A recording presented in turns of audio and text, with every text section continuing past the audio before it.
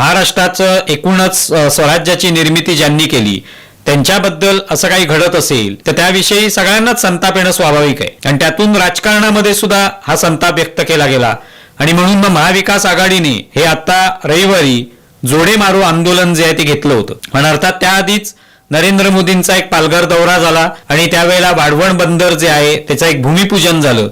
आणि त्यानिमित्त भाषण करताना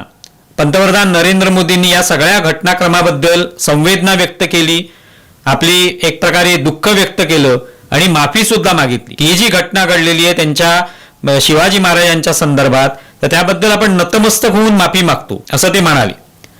आणि ते माफी मागितल्यानंतर अर्थातच त्याच्या आधीच या जोडे मारो आंदोलनाची घोषणा महाविकास आघाडीने केली होती. त्याच्यातून अर्थात आपल्याला आगामी निवडणुकीच्या दृष्टीने एक वातावरण निर्मिती करता येईल हाच प्रयत्न होता. पण नरेंद्र मोदींनी माफी मागितल्यामुळे या सगळ्या आंदोलनातली हवाच निघून गेली